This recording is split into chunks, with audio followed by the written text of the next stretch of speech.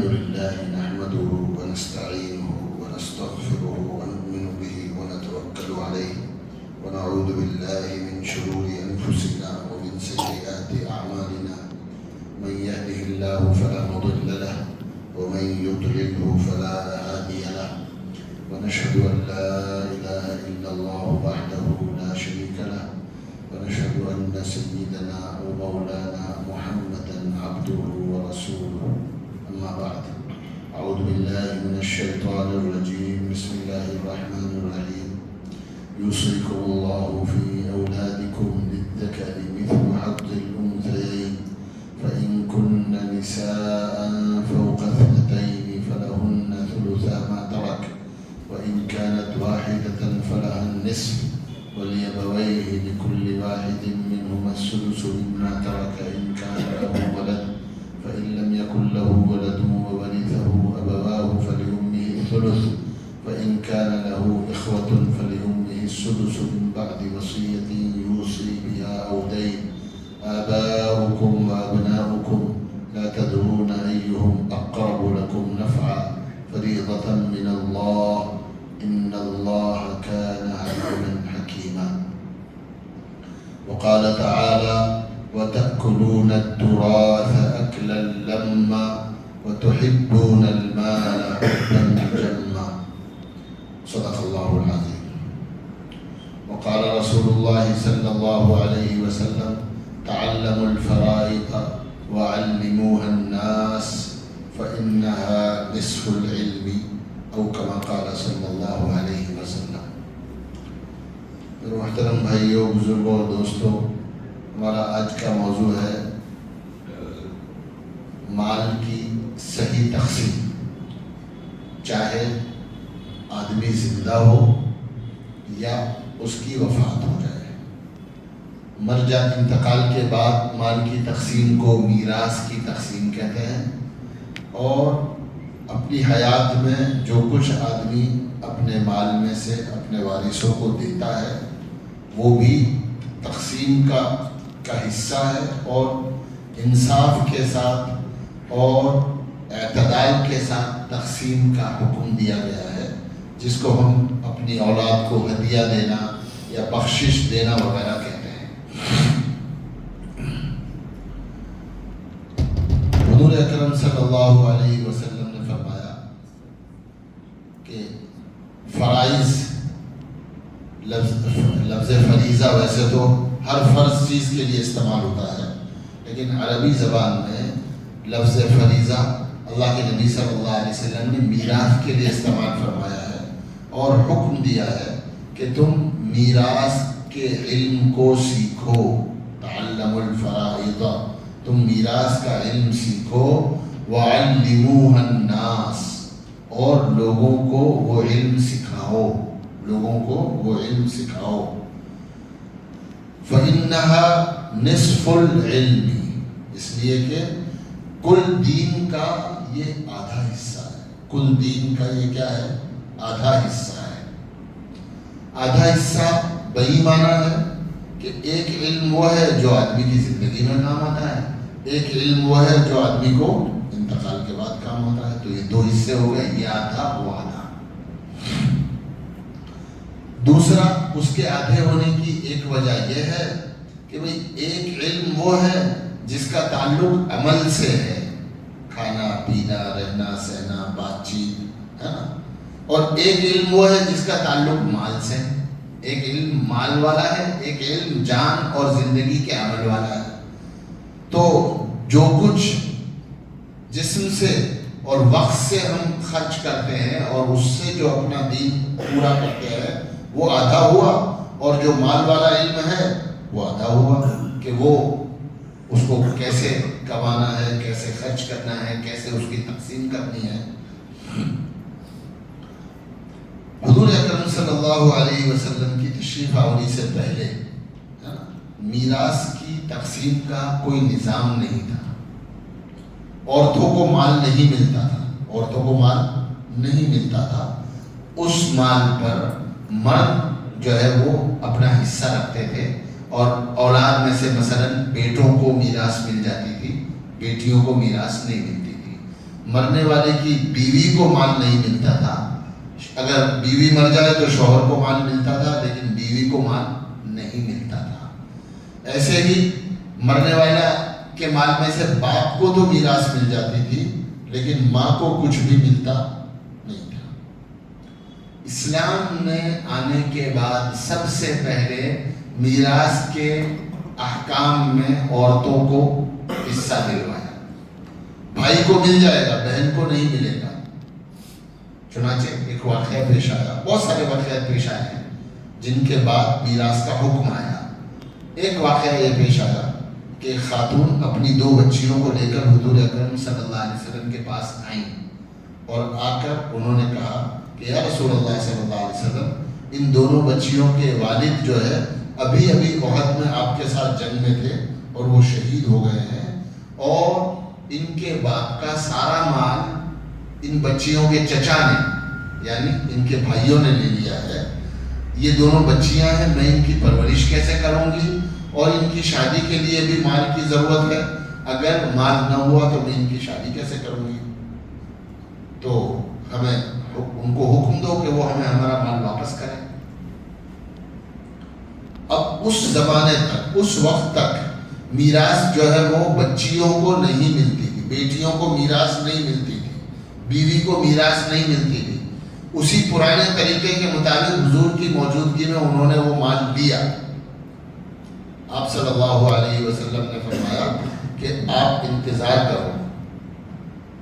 چنانچہ وہ چلی گئی اور ایسے اور بھی واقعات پیش آئے، اور ان واقعات کے پیش آنے کے بعد قرآن پاک کی یہ آیات نازل ہوئی جن میں کہا گیا ہے کہ میراث کی تقسیم اس طرح ہوگی اور اس کے احکام بیان کیے گئے. چنانچہ جب یہ آیت نازل ہوئی جو میں نے ابتداءً پڑھی ہے، یوصیکم اللہ فی اولادکم للذکر مثل حظ الانثیین، اللہ تعالیٰ فرماتے ہیں جب آیت نازل ہوئی تو حضور نے ان کو بلایا اور ان بچیوں کے چچاؤں کو بھی بلایا اور بلا کر ان سے کہا کہ ان دونوں بچیوں کو 2/3 مال دے دو. ان دونوں بچیوں کو کیا کر دو؟ بیٹا نہیں تھا ان کا، تو ان دونوں بچیوں کو 2/3 مال دے دو، اور ان کی جو بیوہ ہے، عورت ہے، اس کو اتنا مال دے دو، باقی جو بچے گا وہ تمہارا ہے. تو بنیاد یہ ہے کہ میراث کا حکم اور میراث کی تقسیم یہ ایسی چیز ہے کہ اس کے لیے اس کی ضرورت نہیں ہے کہ صاحب ابھی تو کسی کا انتقال ہوا ہے نا، ابھی تو کفن میلا ہی نہیں ہوا، ابھی تو ہمارا غم جو ہے وہ ہلکا ہی نہیں ہوا، ابھی تو کفن میلا ہی نہیں ہوا، ابھی تو ہمارا غم ہلکا ہی نہیں ہوا، ابھی تو درود و فاتحہ ہی چل رہی ہے اور تم نے میراث کی تقسیم کا حکم کر دیا. کا میراث کی تقسیم کا وقت یہ ہے کہ جس آدمی کا انتقال ہو گیا اس کے بعد اس کی میراث ایسے ہی تقسیم کی جائے گی جیسے نماز کے وقت میں نماز پڑھی جاتی ہے نا، کھانے کے وقت میں کھانا کھایا جاتا ہے، اور کوئی نہیں کہتا کہ ابھی تو ہمارے گھر میں غم ہے ہم کھانا نہیں کھائیں گے، ابھی تو ہمارے گھر میں غم اور دکھ ہے ہم جو ہے نماز نہیں پڑھیں گے، ابھی تو ہمارے گھر میں غم اور دکھ ہے ابھی ہم دکان نہیں کھولیں گے. 2-3 دن کے بعد آدمی دکان بھی کھول لیتا ہے، آدمی کھانا بھی کھاتا ہے اور فرض نماز بھی ادا کرتا ہے، آنے والے مہمانوں کا بھی اکرام کرتا ہے، اور جتنی چیزیں کرنے کی ہے وہ ساری کی ساری آدمی کرتا ہے، ان میں کوئی عذر و معذرت اس کو نہیں ہوتی. ایسے ہی میراث کی تقسیم بھی فوراً ہے. حکم کیا ہے؟ جب کسی کا انتقال ہو جائے تو اس کا حکم یہ ہے کہ مرنے والے کی میراث یعنی اس کے چھوڑے ہوئے مال میں سے پہلے اس کا کفن دفن کیا جائے، اسی کے مال میں سے، اس کے مال میں سے کفن دفن ہو گیا. اس کے بعد اللہ کا حکم یہ ہے کہ یہ دیکھو کہ اس آدمی پر قرضہ کتنا تھا، مرنے والے پر قرضہ کتنا ہے، کتنا تھا، ہے نا. اس لیے ہر آدمی کو یہ چاہیے کہ وہ اپنے اگر خدا نخواستہ میں مقروض ہوں، آپ مقروض ہیں، کوئی بھی الف با تا سا کوئی بھی آدمی مقروض ہے تو اسے چاہیے کہ وہ اپنے قرضے کے بارے میں اپنے وارثوں کو اور اپنے کسی وصی کو، ایک ایسے آدمی کو جو اس کی عمر کا ہو اور ان کے گھر میں جس کی تھوڑی بہت چلتی ہو، جو اس گھر والوں سے مانوس ہو، اس کے گھر والے اس سے مانوس ہوں، ایسے 2 لوگوں کو میرے سارے معاملات کا، میرے وارثوں کو اور ایسے 1-2 لوگوں کو میرے سارے معاملات کا بطور خاص میرے قرضوں کا پتہ ہو کہ میں نے کس کس سے کوئی قرضہ لے رکھا ہے۔ اس کی ضرورت پیش نہیں آنی چاہیے کہ آدمی جنازے میں یہ اعلان کرے کہ بھئی کسی کا ان مرحوم سے کوئی لینا دینا ہو تو ان کے بیٹے عبداللہ سے مل لو، ان کے بھائی جو ہے خالد سے مل لینا، ان کے چچا یا ماموں سے مل لینا۔ نہیں، میرے اس دنیا سے جانے سے پہلے میرے وارثوں کو اور میری عمر کے، میرے گھر کے ساتھ جن کے تعلقات ہیں، میری اولاد کے ساتھ جن کے اچھے تعلقات ہیں، جو فیملیئر ہے اچھی طرح، ان کو معلوم ہونا چاہیے کہ مجھ پر فلاں فلاں کا اتنا قرضہ ہے۔ اس کے اعلان کرنے کی ضرورت نہیں ہونی چاہیے۔ اعلان کرنے کا مطلب یہ ہے کہ ہم غافل تھے، ہم بے فکر تھے، ہم نے اس بات کو کبھی توجہ سے نہیں سمجھا کہ مرنے والے کا کس کس پر قرض ہے۔ نہ اولاد نے اس کو ضروری سمجھا، نہ مرنے والے نے اس کو ضروری سمجھا کہ وہ اپنے قرضوں کے بارے میں بتائے۔ حضور اکرم صلی اللہ علیہ وسلم جب کسی کے جنازے پر تشریف لے جاتے تھے جنازہ پڑھنے کے لیے، بہت اہم بات ہے یہ، ہم لوگ اس کو درکار میں نہیں لاتے ہیں۔ جب کسی کا جنازہ پڑھانے کے لیے جاتے تھے تو پوچھتے تھے اس پر قرضہ ہے کسی کا؟ وارثوں نے کہا ہاں جی قرضہ ہے، یا کسی نے بھی کہا مجلس میں کہ ہاں جی قرضہ ہے، تو کیا اس نے مال چھوڑا ہے قرضہ ادا کرنے لائق؟ کہ جی ہاں مال چھوڑا ہے۔ کون ذمہ داری لیتا ہے اس کے قرضے کے ادا کرنے کی؟ اولاد میں سے کسی نے کہا یا بڑے بھائی نے کہا، چھوٹے بھائی نے کہا جی ہم اس کے قرضے کی ذمہ داری لیتے ہیں۔ تب آپ جنازے کی نماز پڑھایا کرتے تھے۔ اور جب کسی آدمی کے بارے میں یہ پتہ چلتا تھا کہ اس پر قرضہ تو ہے لیکن اس نے قرضہ ادا کرنے لائق کچھ بھی مال چھوڑا نہیں ہے، تو اللہ کے نبی صلی اللہ علیہ وسلم فرماتے تھے کہ کوئی ہے جو اس کے قرضہ ادا کرنے کی ذمہ داری لے، کوئی ہے جو اس کا قرضہ ادا کرنے کی ذمہ داری لے۔ اگر کوئی مجلس میں رشتہ دار، بھائی، بھتیجا یا کوئی اجنبی آدمی بھی یہ کہے کہ ہاں اس کا قرضہ میں ادا کر دوں گا، تو اللہ کے نبی صلی اللہ علیہ وسلم نماز جنازہ پڑھا دیتے تھے۔ اور اگر کوئی بھی آمادہ نہ ہو اور کوئی بھی اس کی ذمہ داری نہ لیتا ہو تو حضور جنازہ چھوڑ کر تشریف لے جاتے تھے اور فرماتے تھے کہ آپ لوگ اس کا جنازہ پڑھ لو، میں اس کا جنازہ نہیں پڑھوں گا۔ ہم لوگ قرض لینے اور قرض کو بتانے اور قرض ادا کرنے لائق مال چھوڑنے کے بارے میں اس قدر غافل ہیں کہ آدمی کے پاس مال ہوتا ہے، مر رہا ہوتا ہے اور قرض داروں کا قرضہ ادا نہیں کرتا۔ جو قرضے ریگولر کاروباری ہیں تو پتہ ہوتے ہیں لوگوں کو یا ساتھ میں کاروبار کرنے والے کو یا اولاد کو کہ وہ تو ایک روٹین قرضہ ہوتا ہے کہ جس میں آدمی مال آیا پیسہ گیا، مال آیا پیسہ گیا۔ لیکن جو قرضے ذاتی طور پر آدمی نے لیے ہوئے ہیں ان قرضوں کی وضاحت کرنا آدمی کے لیے ضروری ہے کہ وہ اپنے قرضوں کے بارے میں بتائے۔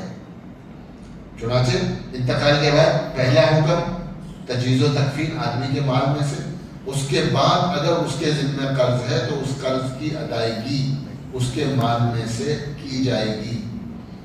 پہلے قرضہ ادا الگ کیا جائے گا، اس کے بعد جو مال بچے گا اس کو بانٹا جائے گا۔ عام طور پر کیا ہوتا ہے کہ لوگ میراث بانٹ لیتے ہیں اور قرضہ جب انہیں بتایا جاتا ہے تو وہ کہتے ہیں اچھا ٹھیک ہے، ابا پر 25-50 لاکھ کا قرضہ تھا، ہم 4 بھائی ہیں، ہم نے 10-10 بانٹ لیے، ہم جو ہے آپ کو قرضہ چکا دیں گے۔ تو میراث تو تم نے آج بانٹ لی، قرضہ چلو آپ نے ذمہ لے لیا، لیکن آپ کیا کہتے ہو اپنے اس کا باپ کے قرض کو کہ ہم آپ کو دھیرے دھیرے چکا دیں گے، 1-1 لاکھ روپے کر کے آپ کو چکا دیں گے، 2-2 لاکھ روپے کر کے آپ کو چکا دیں گے۔ 50,000 کر کے چکا دیں گے. ان میں سے کوئی ایک آدھ بھائی چکاتا ہے, دوسرا ٹال مٹول کرتا ہے, تیسرا بعد میں مکر جاتا ہے نا, چوتھا جو ہے وہ دیتا ہی نہیں ہے. تھوڑی دیر کے لیے آدمی سوچے کہ میں نے کس کے لیے یہ پیسہ کمایا تھا کہ میری اولاد ایسی ہوئی کہ میں قرضہ چھوڑ کر گیا اور وہ میرا قرضہ میرے مال میں سے ادا کرنے کے لیے تیار نہیں ہے, میرے مال میں سے, میری کمائی میں سے میرے ذمے جو قرضہ تھا وہ ادا کرنے کے لیے تیار نہیں ہے. ہر آدمی کے لیے بہت زیادہ سوچنے کی بات ہے کہ میں قرضہ چھوڑ کر جاؤں گا, پتہ نہیں میری اولاد وہ قرضہ ادا کرے گی یا نہیں کرے گی. پھر حدیث پاک میں یہ ہے کہ جب کوئی آدمی مقروض مرتا ہے اور اسے دفن کیا جاتا ہے, وہ نمازی تھا, پرہیزگار تھا, عبادت گزار تھا, اس کے ذمہ کوئی نماز باقی نہیں ہے, کوئی روزہ باقی نہیں ہے, کوئی زکوٰۃ باقی نہیں ہے, یعنی اعمال اس کے ٹھیک ہے, لیکن قرضہ باقی ہے. کیا ہے؟ قرضہ باقی ہے. جب حدیث پاک میں آتا ہے جب تک اس کا قرضہ ادا نہیں کیا جائے گا, جب تک اس کا قرضہ ادا نہیں کیا جائے گا تب تک اس کا حساب کتاب پینڈنگ پڑا رہے گا. جب قرضہ ادا کر دیا جائے گا تب اس کا اگلا حساب ہوگا. یہ حدیث میں ہے. اس لیے بہت زیادہ سمجھنے کی اور بہت زیادہ احتیاط کے ساتھ محتاط ہو کر زندگی گزارنے کی بات ہے کہ اگر میرے پاس پیسہ آ گیا ہے تو میں اپنی زندگی میں اس کو فوراً اپنے قرض خواہوں کو بلا کر کے ان کو قرضہ ادا کر دوں, یا آخری درجہ یہ ہے کہ بھائی میرے مال میں سے قرضہ ادا کیا جائے اور اس پر ایسی ذمہ داری ڈالے کہ اس کے بعد آدمی کے قرض کے ادا کرنے میں اس کے وارث جو ہے وہ کوتاہی اور غفلت نہ کرے. تو حکم یہ ہے کہ قرضہ الگ کیا جائے گا, اس کے بعد میراث تقسیم کی جائے گی. حکم یہ نہیں ہے کہ میراث تقسیم کر دی جائے گی اور قرضے کو بھی بانٹ دیا جائے گا. حکم یہ ہے کہ قرضہ الگ کیا جائے گا اور جو اس کے بعد بچے گا اس کو میراث میں بانٹا جائے گا. میراث کیسے بٹے گی, اس کی کیا ترتیب ہے, اس کے کیا ضوابط ہیں, تو اس کے لیے ہم ایک کچھ مثالیں لیتے جائیں گے اور ان مثالوں کے ساتھ وہ چیز ہم آپ کو سمجھائیں گے. ایک واقعہ تو آپ نے سن لیا کہ اگر کسی کا انتقال ہو گیا اور اس کی 2 بیٹیاں ہیں, اس کی 2 بیٹیاں ہیں اور بیوی ہے, کوئی بیٹا نہیں ہے, تو اس کی 2 بیٹیوں کو اس کے چھوڑے ہوئے مال میں سے کفن دفن اور قرضہ ادا کرنے کے بعد, کفن دفن اور قرضہ ادا کرنے کے بعد اگر کوئی وصیت نہیں کری ہے, 1/3 مال تک آدمی کو وصیت کرنے کی بھی پرمیشن ہے کہ میں نے 1 کروڑ روپیہ چھوڑا ہے تو 33,33,000 روپے, 33,333 روپے تک مجھے مطلقاً کسی بھی دینی ادارے میں, مسجد میں, غریبوں پر, یتیموں پر, میرے دوست احباب پر جو ہے وصیت کرنے کی بھی مجھے اجازت ہے. تو کفن دفن ہو گیا, 10 لاکھ روپے کا قرضہ تھا وہ ادا ہو گیا. پھر جو بچا اس کا 33% اگر کچھ وصیت کری ہے, 5% کری ہے, 10% کری ہے, میکسیمم پرمیسیبل لمٹ ہے 1/3, تو 1/3 تک وصیت کر سکتا ہے. کری ہے ٹھیک ہے, نہیں کری ہے تو جو مال بچ گیا اس مال میں سے 2 بیٹیاں, صرف 2 بیٹیاں اگر ہیں تو 100 روپے میں سے 66 روپے 66 پیسے جو ہے وہ دونوں بیٹیوں کو ملیں گے. 2 ہیں تو بھی ان کا اتنا ہی حصہ ہے, 3 ہیں تو 3 میں بانٹیں, وہ اتنا حصہ 3 میں بانٹیں گے, 4 ہیں تو اتنے حصے کو 4 میں بانٹیں گے, 10 ہیں تو 10 بھی اس 66.67 کو آپس میں بانٹ لیں گے.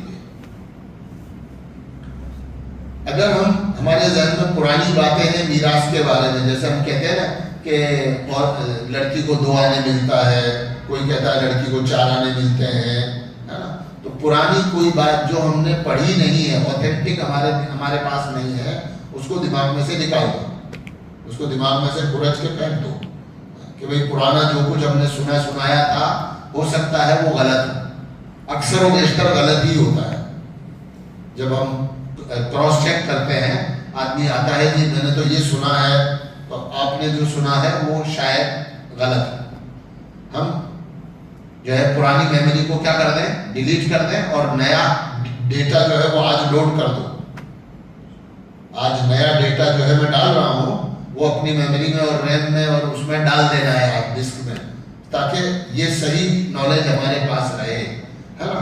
اور چیزوں کو دوبارہ سن کر اس کو ہم ایک بار، دو بار، تین بار سن کر اس کو واپس محفوظ کر کے جو ہے دوبارہ بھی اس کو سن کے اپنے ذہن میں اس کو تازہ کر لیں گے.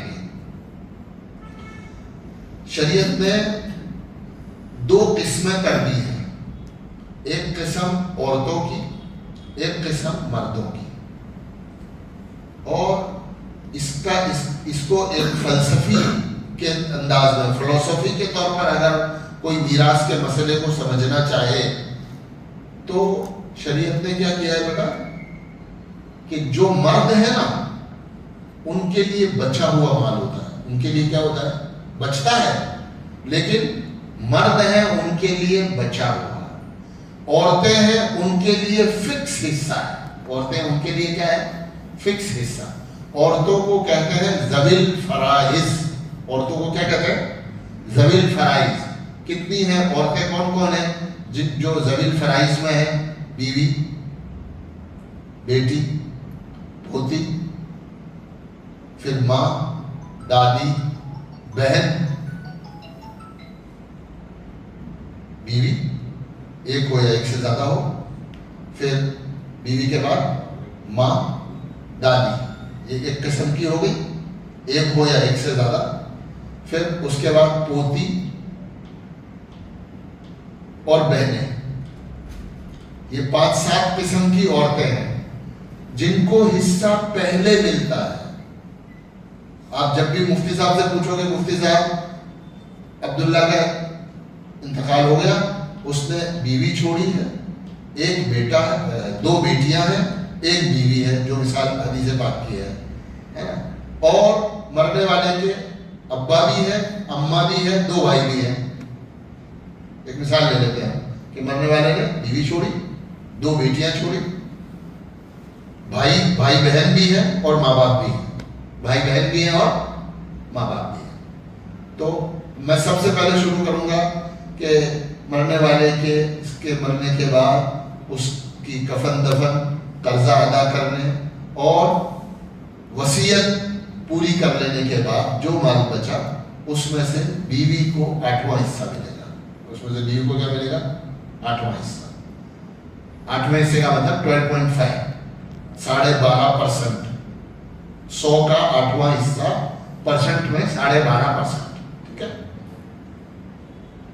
اس کے بعد میں کہوں گا بیٹیوں کو 2/3 ملے گا ٹوٹل کا. 100 میں سے 2/3 جو ہے وہ بیٹیوں کو ملے گا، 66.67. اب کتنا بچا، 67 یہ ہو گیا، 12.5 وہ ہو گیا. ٹھیک ہے، تقریباً 80 ہو گیا. 21 کے قریب بچا. یہ جو 21 بچا اس میں سے 1/3، 1/6 حصہ، 1/6 کتنا، 1/6 وہ ملے گا ماں کو، اور 1/6 ملے گا باپ کو. 1/6 ماں کو، 1/6 باپ کو. تو 1/6 ہوتا ہے تقریباً 16.5، 16.66. لیکن مال تو کم بچا ہے.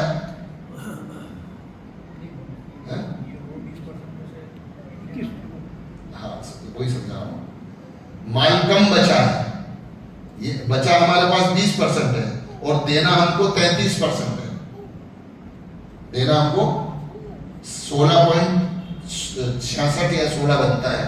1/6 آپ لکھ لو تو 16.16 ماں کا اور 16.16 باپ کا.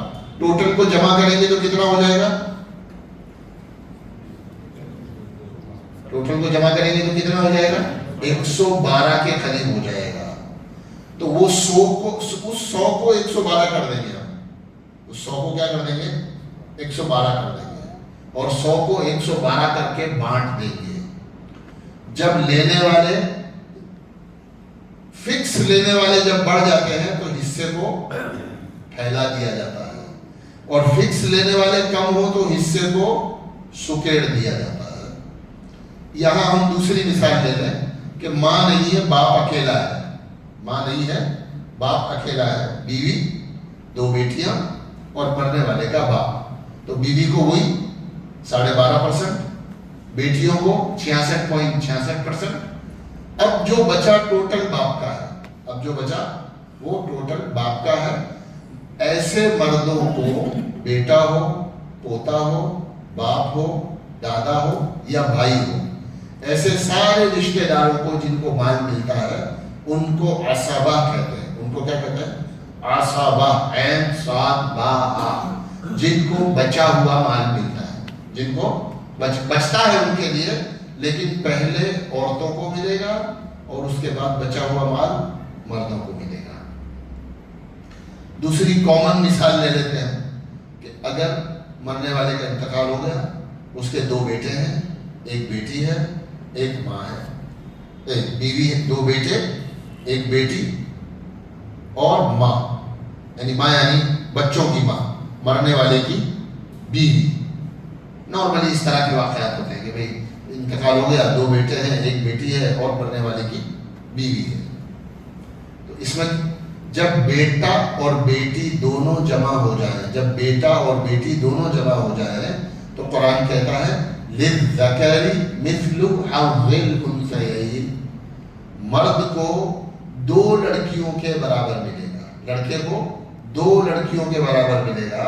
تو اس کیس میں بیوی کو 12.5%، مرنے والے کی بیوی، بچوں کی ماں، اس کو 12.5% ملے گا، اور جو بچا اس میں 2 بیٹے ہیں اور 1 بیٹی ہے۔ بیٹے کے لیے 2 حصے گنے جاتے ہیں بیٹی کے حصے کے، تو ٹوٹل ہم کریں گے 5 حصے، 87.5 کے 5 ٹکڑے کریں گے تو کتنے بنیں گے؟ وہی 35 اور 17.5، 87.5 آپ کا پورا ہو گیا۔ تو ایک بیٹے کو 35% ملے گا، دوسرے بیٹے کو 35% ملے گا، تیسری اور بیٹی کو جو ہے 17.5 ملے گا، اور بیوی کو 12.5 ملے گا۔ 100 روپے پورے ہو گئے۔ تو اس طرح سے لڑکوں کو لڑکیوں کے ساتھ جب دیا جائے گا، جیسا جو کہ نارمل ہوتا ہے، 1 لڑکا 1 لڑکی ہے، 1 لڑکا 1 لڑکی ہے، تو کیا ہوگا؟ 1 لڑکی اور لڑکے کو 2 لڑکیوں کے برابر گنیں گے، تو ٹوٹل حصے کتنے کریں گے ہم؟ 3 حصے کریں گے۔ بیوی کا حصہ وہی 12.5%۔ اب جو 87.5 بچا ہے اس کے ہم کتنے حصے کریں گے؟ اس کے ہم 3 حصے کریں گے۔ تو 3 حصے کرنے پر کتنا آئے گا؟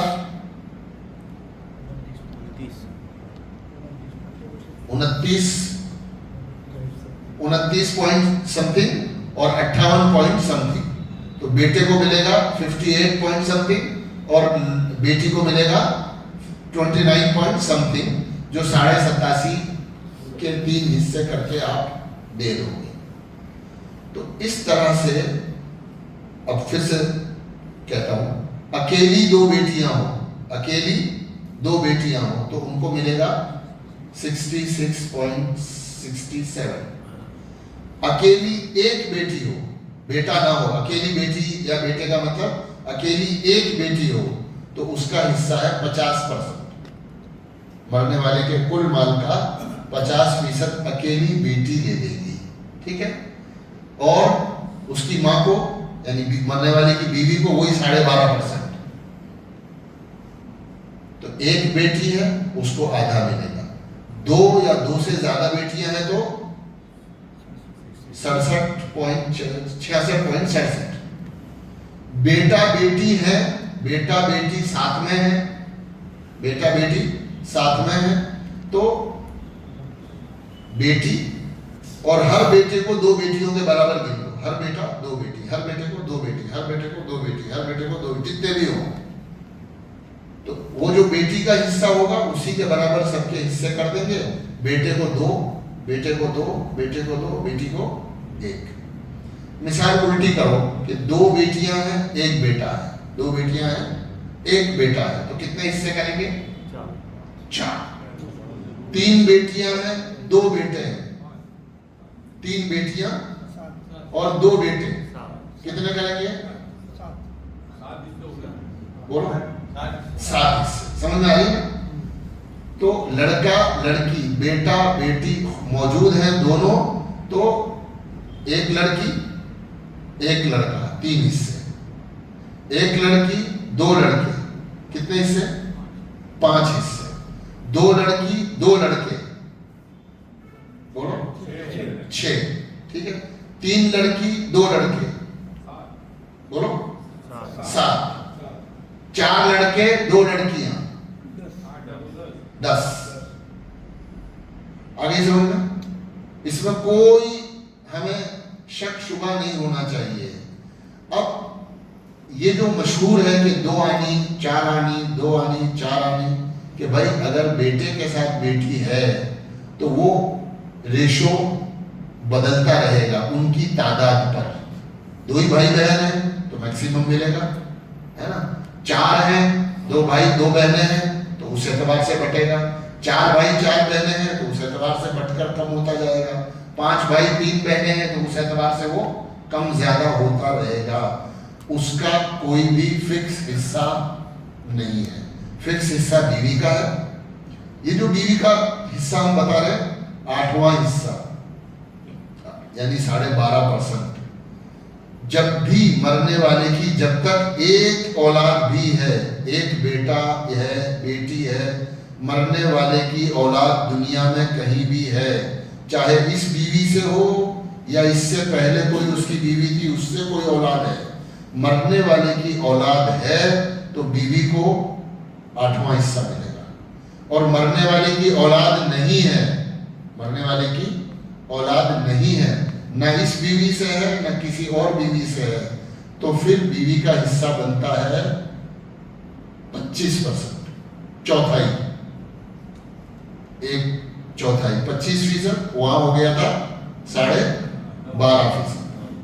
تو ایک چیز یاد رکھنی ہے، عورت بیوی کے 2 حصے، بیوی کے 2 حصے، 8واں حصہ ہے یا چوتھا حصہ ہے۔ 8واں حصہ کب ملے گا؟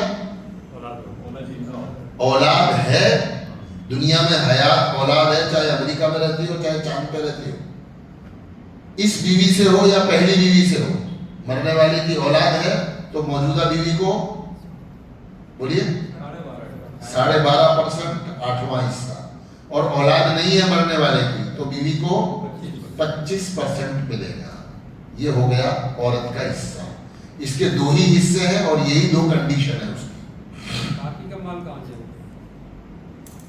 باقی کا مال آپ جیسا واقعہ بتاؤ گے کہ بھئی کون کون ہے، اس کے حساب سے باپ کو جائے گا، ماں کو جائے گا، بھائی بہنوں کو جائے گا، یہ بھی نہ ہو تو چچاؤں کو بھی، چچاؤں تک جائے گا، جیسا کیس ہو۔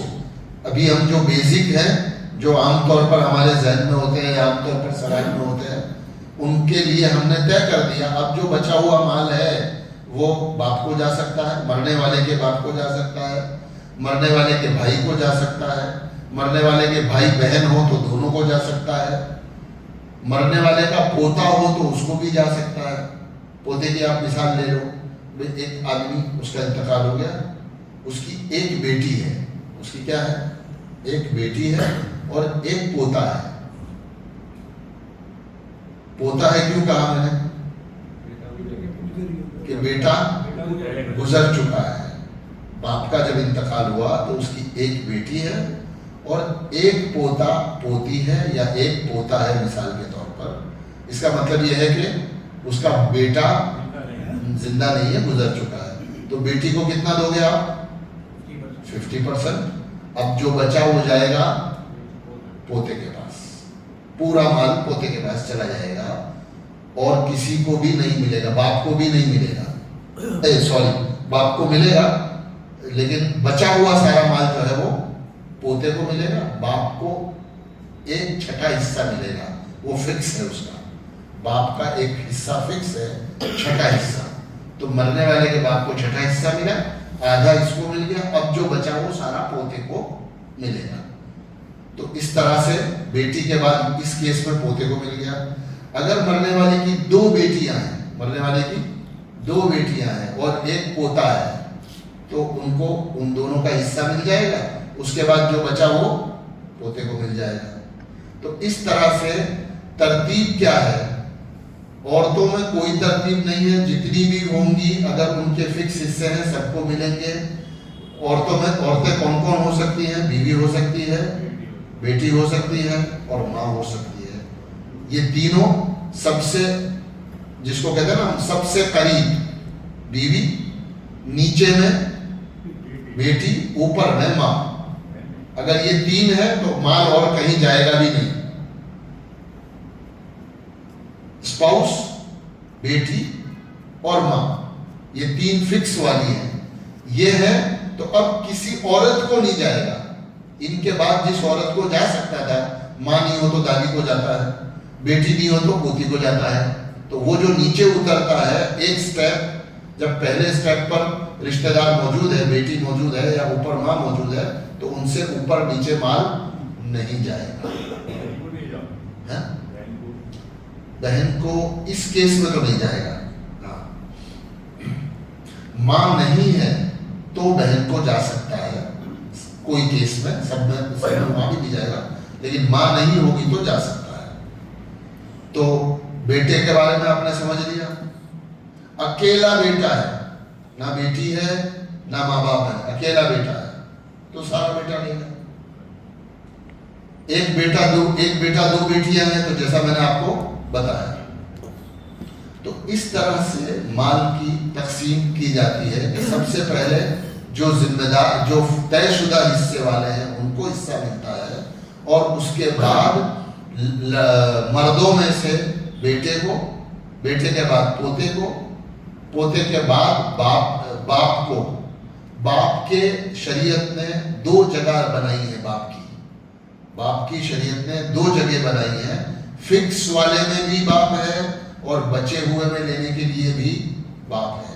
فکس والے میں اس کو 1/6 حصہ ملے گا، کوئی 16% سم تھنگ. اور اگر وہ اس جگہ بھی آتا ہے جہاں بیٹا آتا ہے یا پوتا آتا ہے، اس جگہ اگر باپ کو جگہ ملتی ہے تو پھر وہ بچا ہوا مال بھی لے گا. اس کی مثال ہم ایک مثال سے آپ سمجھ پاؤ گے اس کو. ایک آدمی کا انتقال ہوا، اس کی بیوی ہے اور ماں باپ ہے، بس. اس کی بیوی ہے اور اس کے ماں باپ ہیں، اولاد نہیں ہے. تو بیوی کو کتنا دو گے؟ بھولو گے 25%. بیوی کو ملے گا 25%. ماں کو ملے گا نہیں.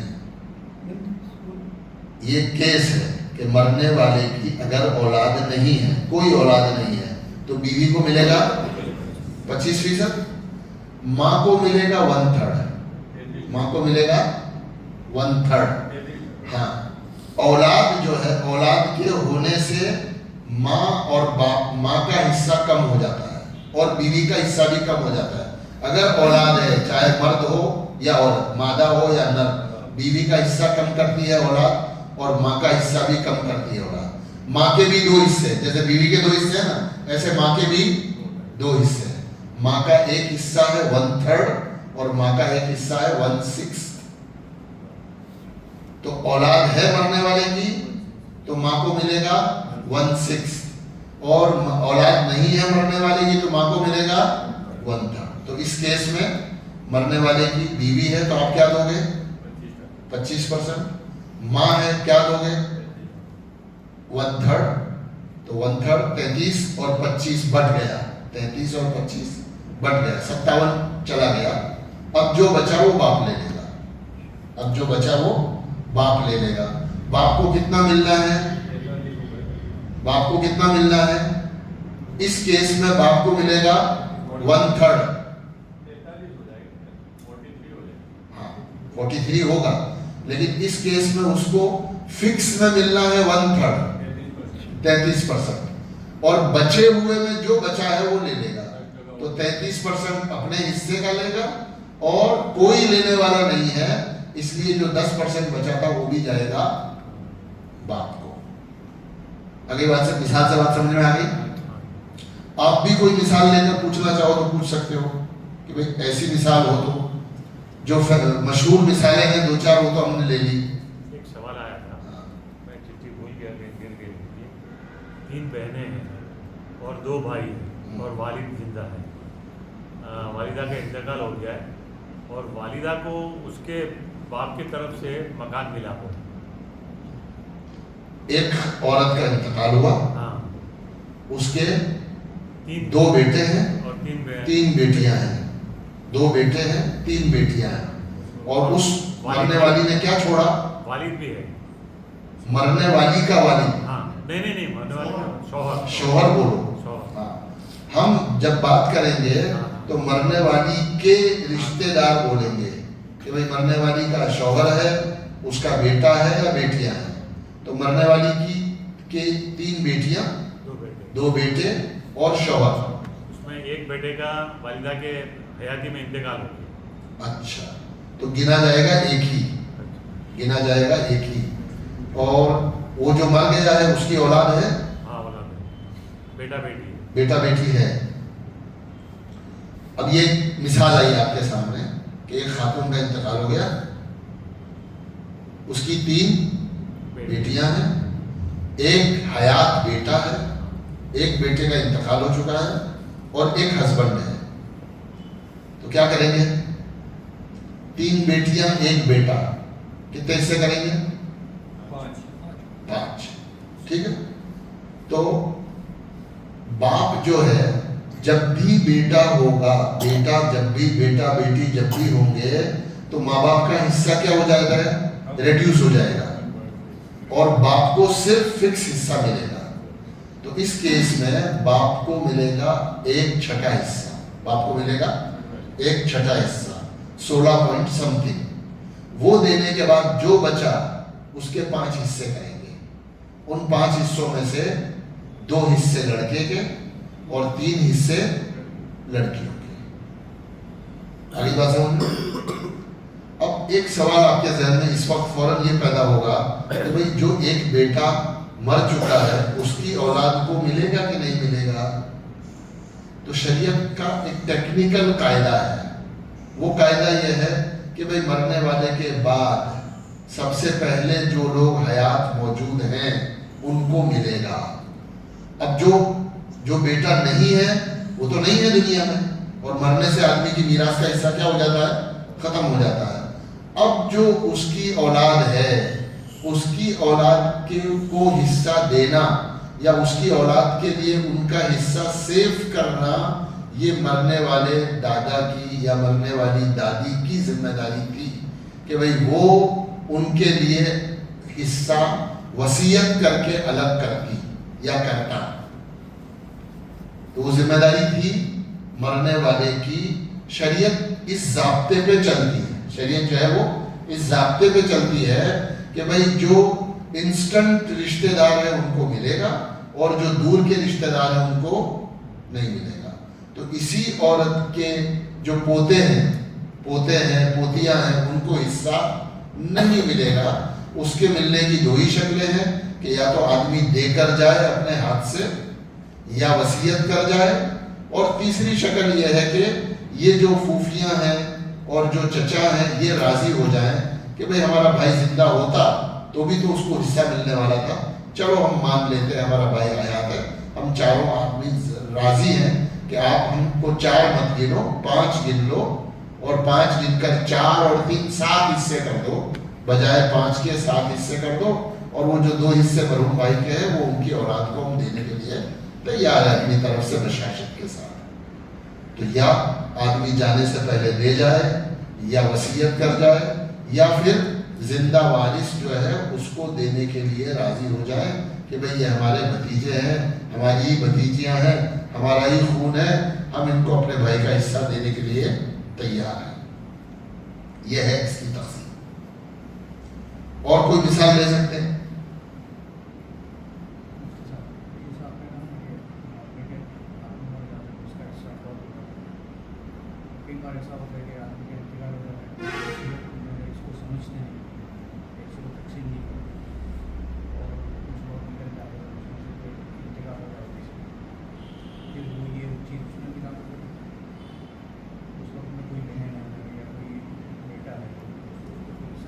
پھر سے کہو. اگر کوئی آدمی کا انتقال ہو گیا اور وارثوں نے کچھ سمجھا نہیں اس وقت کچھ فیصلہ نہیں کرا, کوئی تقسیم نہیں کرا, کچھ وقت نکل گیا اور اس میں سے وارثوں سے کوئی کا انتقال ہو گیا بعد میں انتقال ہونے سے کوئی فرق نہیں پڑتا.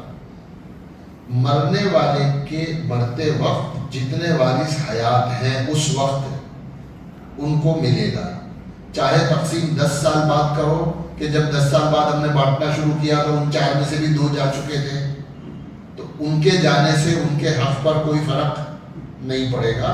وہ نہیں ہے تو ان کا حصہ ان کی اولادوں کو چلا جائے گا. جو شریعت کا ضابطہ وہ یہ ہے کہ جب جس کا انتقال ہوا اس وقت میں جو حیات وارث ہے انہیں ملے گا. پھر بعد میں بانٹنے کے وقت میں اگر ان میں سے کوئی انتقال کر چکا ہے تو اس سے فرق نہیں پڑے گا, ان کا حصہ باقی رہے گا. وہ ان کی نسلوں کو, ان کی اولادوں کو, پوتے کو, لڑکے کو, جو بھی ہوگا جب بھی بٹے گا وہ نیچے تقسیم ہوگا, وہ ختم نہیں ہوگا.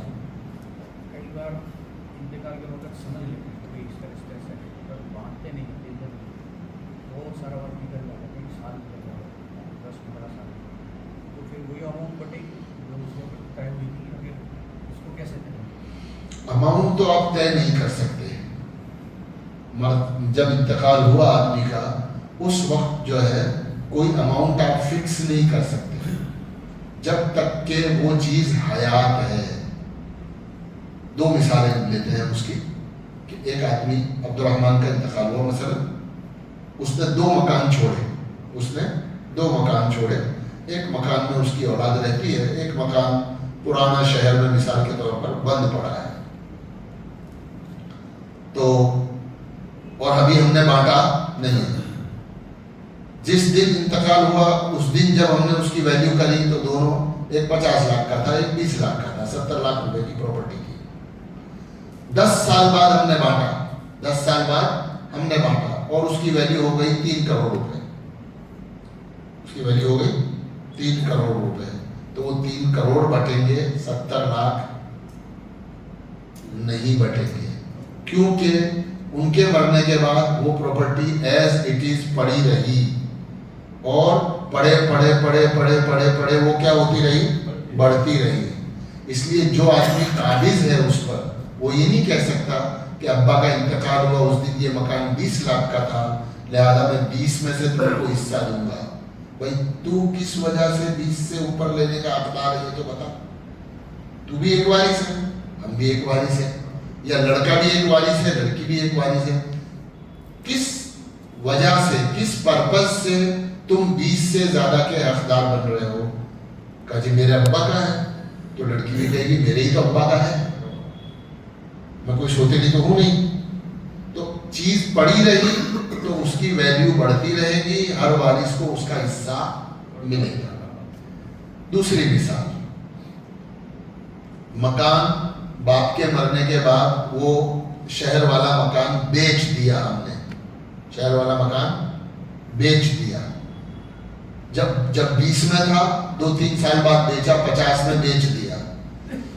بیچنے کے بعد پیسے آ گئے.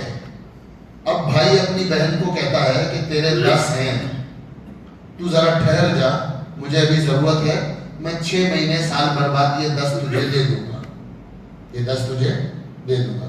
اور پھر وہ 10 اس نے 10 سال بعد دیے, 10 سال تک دیے ہی نہیں وہ 10 لاکھ. تو یہ 10 کے 10 ہی رہیں گے, چاہے 1 سال بعد دو, چاہے 2 سال بعد دو, چاہے 5 سال بعد دو. اس کا نہ دینا وہ غلطی ہے, ظلم ہے, لیکن یہ 10 نہیں بڑھیں گے کیونکہ یہ اماؤنٹ ہو گئی ہماری, یہ ایک پیسہ ہو گیا کہ بھائی یہ پیسہ ہے, 10 لاکھ میں نے تمہارے سے لیے ہیں, یہ میرے ذمہ قرض ہے, میں تمہیں سال بھر میں لوٹا دوں گا. تو قرض لی ہوئی رقم جو ہے وہ بڑھتی نہیں ہے. تو اس کیس میں, دوسرے والے کیس میں وہ پیسہ نہیں بڑھے گا. اور جب تک وہ مکان, دکان, زمین, کارخانہ پڑا ہے اس کی ویلیو گھٹے گی تو گھٹا ہوا ملے گا, اور اس کی ویلیو بڑھے گی تو بڑا ہوا ملے گا. کبھی ایسا بھی ہوتا ہے کہ کوئی مکان تھا ہے نا, اس وقت تو ویلیو زیادہ تھی, بعد میں اس کی ویلیو گھٹ کر کم ہو گئی, تو گھٹ کے کم ہو گئی, تو گھٹ کے کم ہونے کے بعد والی ملے گی, اور بڑھ گئی ہے تو بڑھنے کے بعد والی ملے گی. یہ اس کا طریقہ ہے. اس لیے ہمیشہ میراث جلدی بانٹنی چاہیے. اور جو لوگ قابض ہیں گھر پر، دکان پر، مکان پر، وہ یہ سمجھتے ہیں کہ بھئی اگر ہم نے بہن کو میراث دے دی مثلا تو ہم دھندا کیسے کریں گے، ہم کاروبار کیسے کریں گے، ہم کہاں رہیں گے، ابا کا مکان بیچنا پڑ جائے گا، ہم ابھی کہاں جو ہے یہاں سے چھوڑ کر جو ہے اتنا دور 5 کلومیٹر 7 کلومیٹر کہاں جائیں گے. یہ سب شریعت نہیں دیکھتی. شریعت کہتی ہے کہ یہ 1 کروڑ ہے یا 2 کروڑ ہے یا 5 کروڑ ہے، اس کے حصے کرو، اور جو بھی شکل اس کے بانٹنے کی ہے وہ بانٹ کے وارثوں کو اس کا حصہ دے دو. آپ کے کاروبار میں تکلیف پڑے گی تو وہ تکلیف آپ کو دیکھنی ہے. آپ کہیں سے قرضہ لانا، پارٹنر لانا، اپنے کاروبار کو جیسے بھی مینیج کرنا ہے مینیج کرنا، آپ ان کے حصے کو روک نہیں سکتے. اور اگر مثال کے طور پر آپ کو کسی وجہ سے روکنا پڑ رہا ہے تو اس کی ایک شکل ہے. وہ شکل یہ ہے کہ بھئی ایک کاروبار ہے، دکان بھی ہے، کاروبار بھی ہے، ٹھیک ہے. ایک بھائی ہے، 2 بہنیں ہیں. بھائی کاروبار چلا رہا ہے تو ایک بھائی 2 بہنوں کا کتنا حصہ ہو گیا کاروبار میں؟ 4 حصے ہو گئے. تو آپ 4 جو ہے پارٹنرشپ کرو، 50% لڑکے کا اور 25% دونوں لڑکیوں کا، ٹھیک ہے. اب کاروبار میں چلا رہا ہوں تو میں ورکنگ کے سامنے پروفٹ میں سے مثلا میں نے طے کر لیا کہ جو بھی پروفٹ ہوگا بزنس چلانے کی وجہ سے میں پروفٹ کا 20% یا 25% لوں گا. سال بھر ہونے کے بعد اگر 10 لاکھ روپے بچتے ہیں، کاروبار ہونے کے بعد 10 لاکھ روپے ہم نے کمائے تو اس میں سے 25% میرا، تو 2.5 لاکھ وہ مل گئے مجھے، اور باقی جو 7.5 بچے اس کے ہم 4 حصے کریں گے. اس کے ہم کیا کر لیں گے؟ 4 حصے کر لیں گے. اس میں 2 حصے میرے، ایک حصہ بہنوں کا. تو وہ بزنس میں آپ کی پارٹنر بن گئی جب تک آپ ان کو بانٹ کر نہیں دے دیتے. یہ ایسا ہی ہے جیسے کسی کمپنی کے شیئرز ہم کو مل جائیں. باپ نے شیئرز خرید کے رکھے تھے کسی کمپنی کے اور وہ ہمارے ہاتھ میں آئے تو ہم کیا کرتے ہیں؟ اس کو شیئر بانٹ لیتے ہیں نا. ارے بھائی شیئر بانٹتے ہو نا، حصے بانٹ لیتے ہیں. ایسے ہی کاروبار میں ان کو حصے دار بناؤ اور حصے دار بنا کر آپ اپنا حصہ دے دو، اور جو بچ رہا ہے اس کو اسی پرپورشن سے آپ تقسیم کر دو جب تک آپ دکان بیچ کر ان کو حصہ نہیں دیتے. تو آدمی کہتا ہے 7.5-8 لاکھ کے 4 حصے ہم کریں گے تو 2-2 لاکھ روپے سال کے بہنوں کو دینے پڑیں گے. بولے ہاں دینے پڑیں گے، تیرے باپ کے ہیں، تیرے اکیلے کے نہیں ہیں، وہ دینے پڑیں گے. تو وہ دیے نہیں جاتے ہم سے، اور وہ جب نہیں دیے جاتے تو پھر کاروبار میں بے برکتی آتی ہے. اور وہ کاروبار جو باپ کے زمانے میں ایک دم فلرش کر رہا تھا، ایک دم دھوم دھام سے چلتا تھا، جب ہم حق والوں کا حق مارنے لگ جاتے ہیں تو وہی کاروبار دھیرے دھیرے سمٹنا شروع ہو جاتا ہے. ہم کہتے ہیں کہ پتہ نہیں میرے پڑوسی نے کچھ کر دیا، یا میرے چاچا نے کچھ کر دیا، میرے بھتیجے نے کچھ کر دیا، میرا کام نہیں چل رہا. ارے بھائی تیرا کام اس لیے نہیں چل رہا کہ تو نے بہنوں کا حق مان رکھا ہے. بہنوں کو ان کا حق دے، اور بہنوں کو ان کا حق دے کر، اور پھر تو کاروبار کر، خوب برکت ہوگی. اللہ کے نبی صلی اللہ علیہ وسلم نے شراکت کے کاروبار کے لیے برکت کی دعا فرمائی ہے. آپ نے فرمایا کہ جب تک دو شریک ایمانداری سے کاروبار کرتے رہیں گے اللہ تعالیٰ ان کے کاروبار میں برکت ڈالتا رہے گا. اور جب وہ دونوں شریک میں سے کوئی ایک بھی بدنیت ہو گیا اس کی برکت ختم ہونا شروع ہو جائے گی. کوئی ایک بے ایمانی کرنے لگا، زیادہ پیسے اٹھانے لگا، چپکے سے چوری کرنے لگا، کسی بھی طرح آپ دکان میں سے اپنے حصے سے زیادہ لینے لگ جاؤ گے، دکان کی برکت کو اللہ تعالیٰ ختم کر دے گا. تو میراث ادا نہ کرنے کے بعد یہ جو مال چوپٹ ہو جاتے ہیں اس کی بنیادی وجہ اللہ تعالیٰ کے حکم کو پورا نہ کرنا ہے، کہ حکم خداوند بھی پورا نہیں ہوتا اور اللہ کی طرف سے پکڑ آتی ہے اور آدمی محتاج ہو جاتا ہے. اب جب بہنیں آتی ہیں مانگنے کے لیے بھائی ہمارا حصہ دے دو، تو بھائی کہتا ہے دکان ہی نہیں چل رہی، دکان ہی نہیں چل رہی. وہ کہتی ہے تم ہمارا حصہ دو گے تو تمہاری دکان بھی چلے گی، تم ہمارا حصہ دو گے تو تمہاری دکان بھی نہیں چلے، تمہاری دکان بھی چلے گی. تو بھاوجیں آ جاتی ہیں جھگڑا کرنے کے لیے، ہمارے کو تو پھانپے ہیں، ہمارے کو تو واندے ہیں، ہمارے کو تو یہ تکلیف ہے، اور یہ ہر دن چلی آتی ہیں، آ کے کھڑی ہو جاتی ہیں حصہ مانگنے کے لیے. نتیجہ یہ ہوتا ہے کہ بھائی کا گھر کھلا رہے اس کے لیے بیٹیاں کیا کر دیتی ہیں، اپنے حصے کو چھوڑ دیتی ہیں. چھوڑ نہیں دیتی، چپ ہو جاتی ہیں کہ معاشرہ مظلوم کا تعاون نہیں کرتا، معاشرہ جو ہے وہ ظالم کا تعاون کر رہا ہے. کوئی نہیں کہتا کہ تم اس کا حق دے دو، اس کی یہ ترکیب ہے، اس کا یہ طریقہ ہے، اس کو اس طرح کرو، اس طرح کرو. مظلوم مظلومیت کی زندگی گزارتا رہتا ہے، اور ظالم جو ہے وہ خوب کھاتا ہے، پیتا ہے، اور زندگی کا عیش کرتا ہے، پیسے اکٹھے کرتا ہے، دکان سے پیسے نکال کر دوسری جگہ لگاتا ہے. یا وارث آتے ہیں تو آدمی کہتا ہے جی دکان میں تو قرضہ ہے، دکان میں تو کیا ہے، قرضہ ہے، اتنے لاکھ کا قرضہ ہے. کہ ابا تھے تب تک تو کچھ نہیں تھا، کہ نہیں ابا تھے جب بھی تھا، وہ بتاتے نہیں تھے، ہم نے تمہیں بتا دیا. تو یہ وجہ ہے، قرآن نے کہا ہے نا وَتَأْكُلُونَ التُّرَاثَ أَكْلًا لَمًّا وَتُحِبُّونَ الْمَالَ حُبًّا جَمًّا. سورہ فجر کی آیتیں ہیں. اللہ تعالیٰ فرماتے ہیں تم میراث کے مالوں کو گھپا گھپ کھا رہے ہو، تم میراث کے مالوں کو کیا کر رہے ہو، گھپا گھپ. یہ اس کا خلاصہ ہے اس لفظ کے ترجمے کا کہ تم میراث کا مال گھپا گھپ کھاتے ہو. وَتَأْكُلُونَ التُّرَاثَ أَكْلًا لَمًّا وَتُحِبُّونَ الْمَالَ حُبًّا جَمًّا. کہ میراث کا مال گھپا گھپ کھاتے ہو اور مال سے خوب پیار کرتے ہو، مال سے خوب پیار کرتے ہو، بے حد انتہائی زیادہ مال سے تم نے پیار کر لیا ہے کہ کسی بھی صورت میں وہ مال حق والوں کو آپ دینے کے لیے تیار نہیں ہوتے. یہ بہت برا معاشرہ ہے کہ جس میں بہنوں کو، بیٹیوں کو ان کا حق نہیں دیا جاتا، ان کو ان کی میراث نہیں دی جاتی، اور ان کا حق ادا نہیں کیا جاتا، جس کی وجہ سے معاشرے میں جو ہے بڑی ساری خرابیاں پیدا ہو جاتی ہیں. اللہ تعالیٰ ہمیں اس کی توفیق نصیب فرمائے.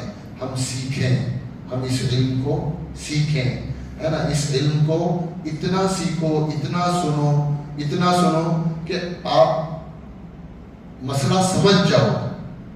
مسئلہ بتانے کے لیے تو مفتی صاحب کے پاس بھیجنا ہے، لیکن آپ کو پتہ ہو. جیسے نماز کا مسئلہ، بیسک مسائل آدمی کو پتہ ہوتے ہیں کہ اس سے وضو ٹوٹ جاتا ہے، اس سے غسل واجب ہو جاتا ہے، اس سے فلاں چیز ہو جاتی ہے، اس سے نماز میں سجدے سہو آ جاتا ہے. ایسے ہی میراث کے مسائل کو ہم اتنا سنیں، اتنا سنیں.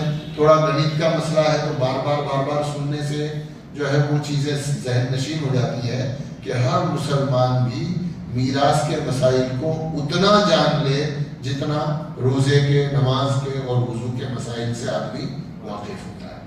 اس حد تک ضرورت ہے. جب اس حد تک جانیں گے تو جو ہے وہ عمل میں بھی آئے گی، وہ چیز لوگوں تک پہنچے گی، ہے نا. بڑا سارا مجمع تو ایسا ہے کہ آج بھی مسلمان ہونے کے باوجود بھی ان کے یہاں بیٹیوں کو، بہنوں کو میراث تقسیم نہیں کی جاتی ہے. اس کا تصور ہی نہیں ہے.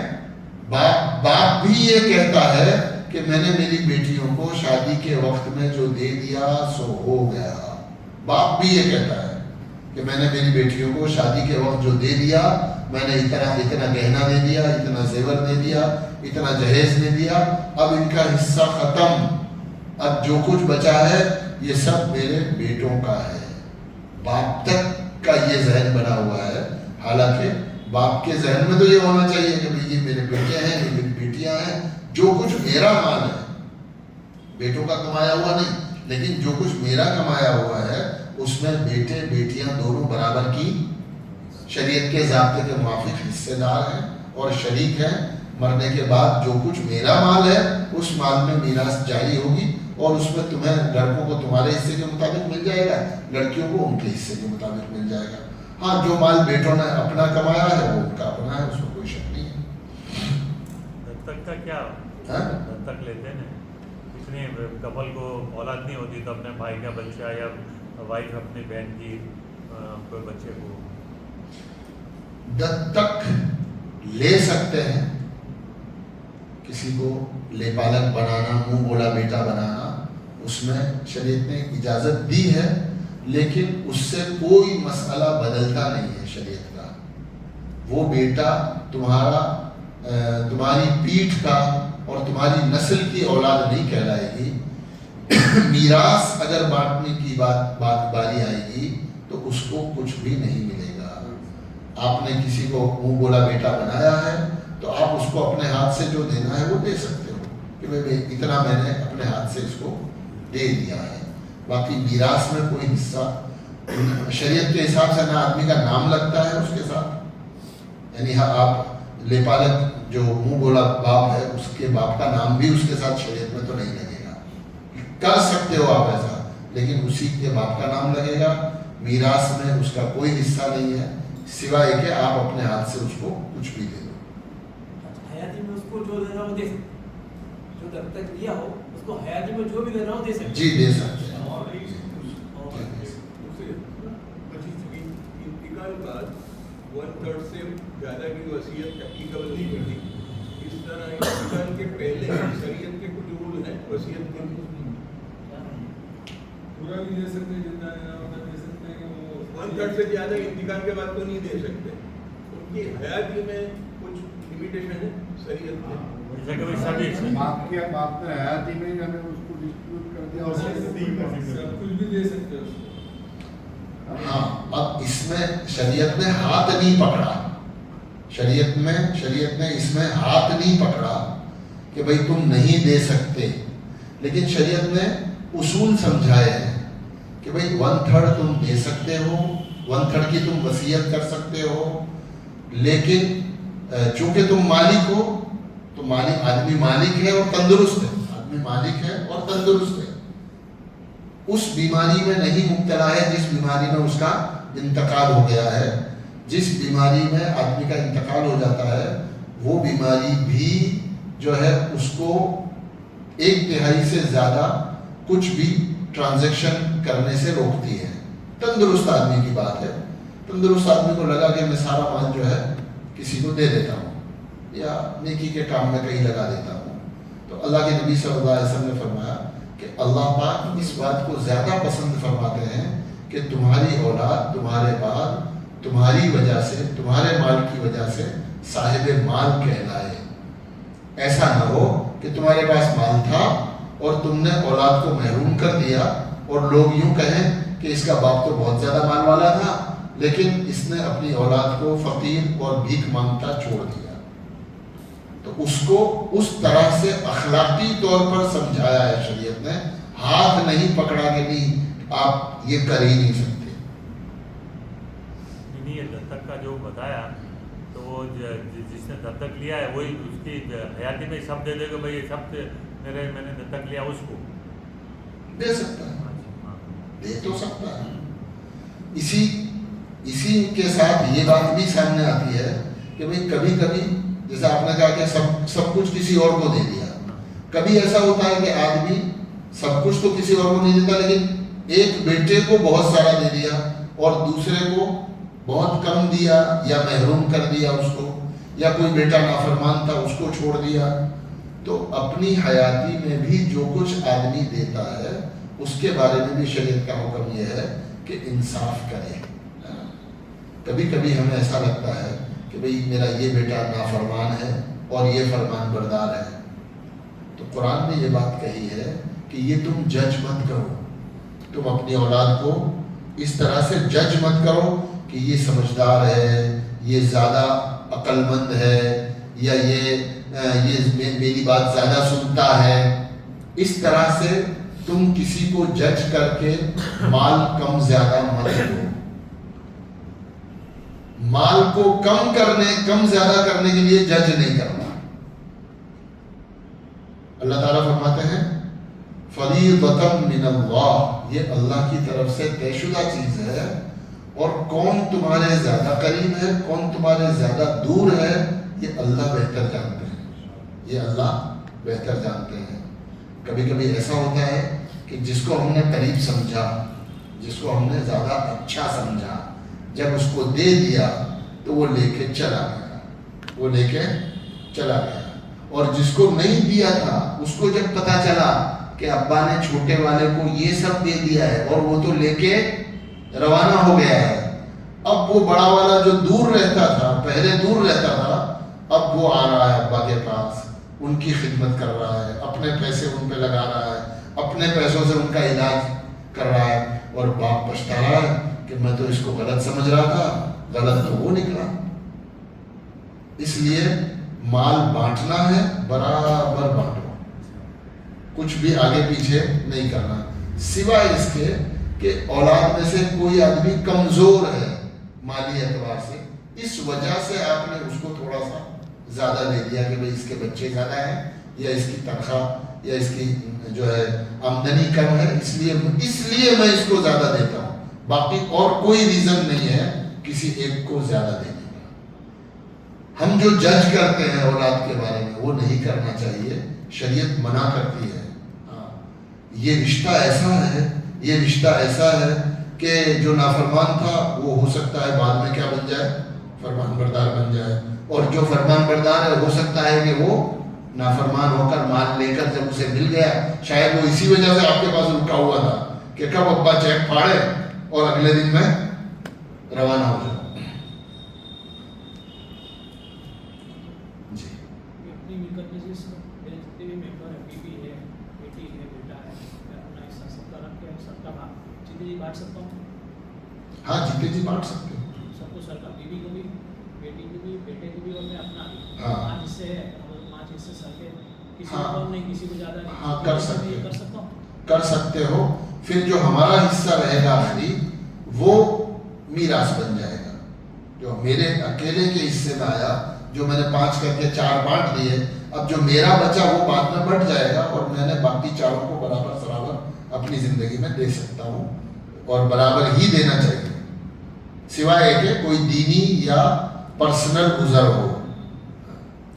آپ کے جو ڈسٹریبیوشن کے رول آپ نے بتایا 33%، 12.5%، تو اگر شوہر کی پراپرٹی ہو یا بیوی کی تو دونوں میں یہ رول سیم رہیں گے یا چینج ہوں گے؟ سیم جس کا انتقال ہوا اس کے پاس جو کچھ اس کی پراپرٹی میں ہے وہ بٹے گا، مرد کے پاس ہے تو مرد والا بٹے گا، عورت کے پاس ہے تو عورت والا بٹے گا، چاہے زیور ہی ہو، صرف مثال کے طور پر کبھی کبھی عورتوں کے پاس پراپرٹی نہیں ہوتی لیکن زیور ہوتا ہے۔ اب زیور کے بارے میں مشہور یہ ہے کہ زیور تو لڑکیوں کا ہوتا ہے، ایسا مشہور ہے، ہم نے ایسے اصول بنا رکھے ہیں ماشاءاللہ شریعت کے علاوہ، شریعت کو چھوڑ چھاڑ کر، کہ بھئی زیور کس کا، کہ زیور تو بیٹیوں کا، وہ بیٹیاں آتی ہیں اور ماں کا زیور جو ہے بانٹتی ہیں، آپا یہ تو لے لے، آپا یہ تو لے لے، آپا یہ تو لے لے، اور اس کے علاوہ ماں نے کچھ چھوڑا نہیں ہے، وہ لے کے چلی جاتی ہے، بیٹوں کو کچھ بھی ملتا نہیں، حالانکہ قاعدہ ایسا نہیں ہے، قاعدہ سب کے لیے سیم ہے۔ اپنی حیاتی میں ہم یہ یقین کر سکتے ہیں کہ بھئی یہ اتنا حصہ اس میں سے پہلے تک نہیں، مطلب یہ میراث نہیں بٹے گی، اتنا حصہ میں اس کو دے دیتا ہوں یا اس کے لیے جمع رکھتا ہوں، اس میں سے میراث نہیں بٹے گی، ایسا کیسے؟ دے دینا ضروری ہے، اگر آپ کو کسی کو دے دینا ہے تو آپ اس کو دے کر نورا کر دو، آپ کی ملکیت میں ہے اور میں نہیں ہوں کل کو، تو اس پر صرف اور صرف شریعت کا ضابطہ لاگو ہوگا۔ اگر آپ کو کچھ بھی دینا ہے کسی کو کسی بھی وجہ سے تو آپ اپنے ہاتھ سے اپنی حیات میں دے دو۔ جی ہاں چلو یہ اچھا سوال کر لیا تم نے، تاکہ یہ غلط فہمی بھی دور ہو جائے۔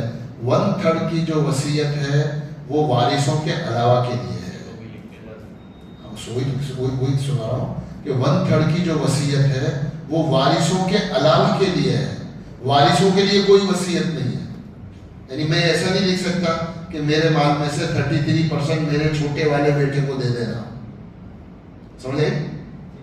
وارث کے لیے نو ول، وارث کو وہی ملے گا جو شریعت نے طے کر دیا ہے۔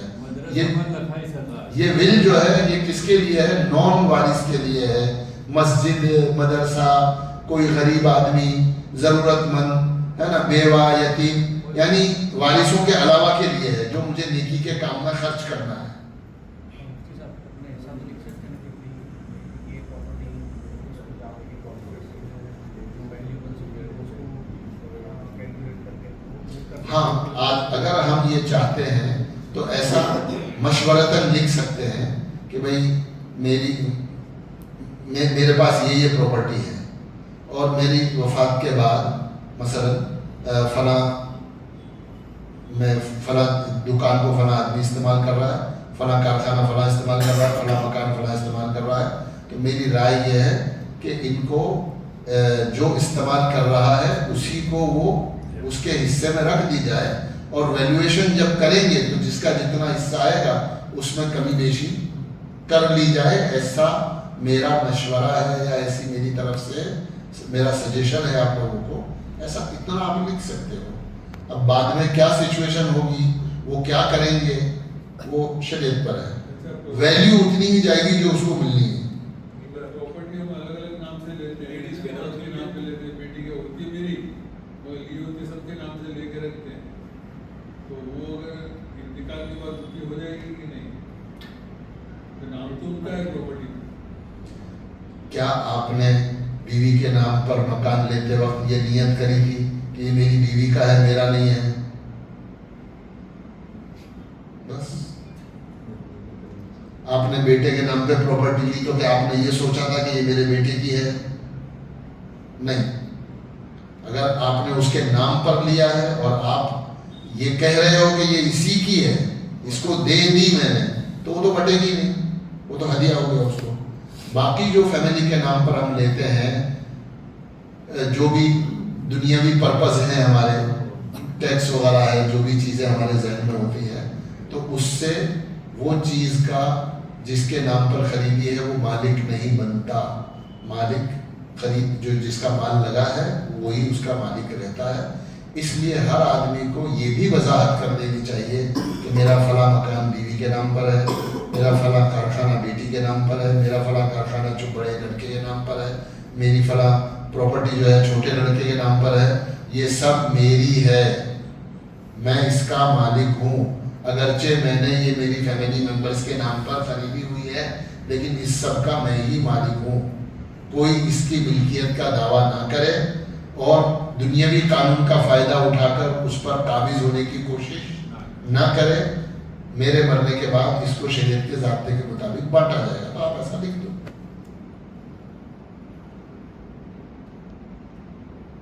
ایسا ہوتا ہے, نارمل ہوتا ہے.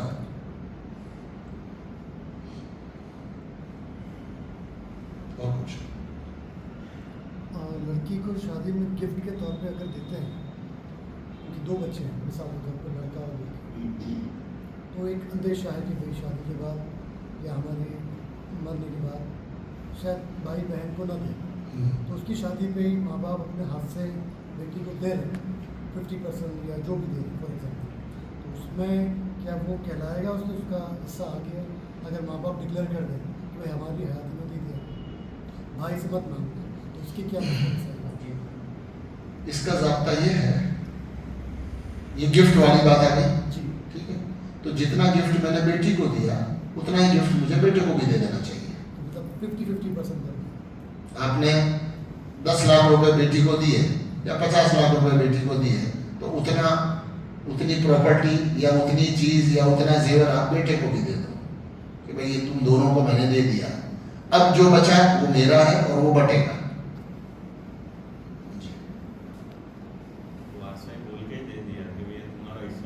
وارثائی ہوتی نہیں ہے. وارثائی کا مطلب ہی ہے آدمی جائے گا دنیا سے, پھر مال بٹے گا, اسی کو وارثائی بولتے ہیں.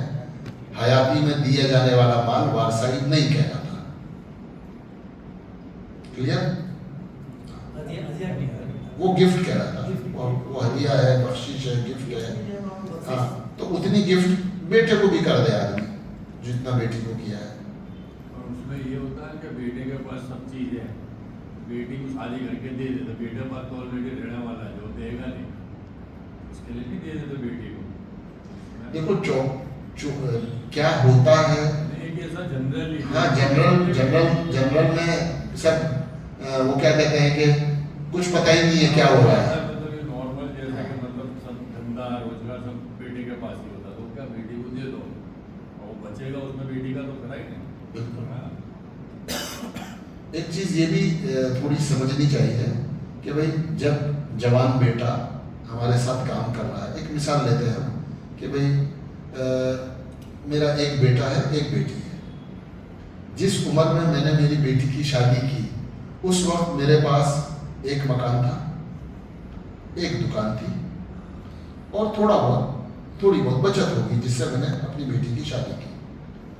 اور ٹوٹل ویلیو جو ہے ہم نے گن لی کہ بھائی 1 کروڑ روپے کی میری ویلیو ہے. اب اس کے بعد بیٹی چلی گئی، اب بیٹا میرے ساتھ کام کرتا رہا، وہ ایک دکان سے 2 ہو گئی، 2 سے 3 ہو گئی. اور جب اس آدمی کا انتقال ہوا تب اس کی ویلیو جو اس کا مکان اور اس کی ایک دکان تھی اس سے کئی گنا زیادہ ہو گئی ہے. تو جب جوان اولاد ہمارے ساتھ کام میں لگے تو ان کو ان کا حصہ دینا چاہیے، بہت دھیان سے سمجھنے کی بات ہے. اگر اولاد باپ کے ساتھ کام کرتی رہی، 1 سے 2 دکان ہو گئی، 2 سے 4 10 ہو گئی، لیکن ان کو نہیں معلوم کہ ہم باپ کے ساتھ کس حیثیت سے کام کر رہے ہیں. کیا ہم پارٹنر ہیں، ہم شیئر ہولڈر ہیں بزنس میں؟ تو آدمی کہتا ہے جی نہیں، ہم تو کوئی شیئر ہولڈر بھی نہیں ہے.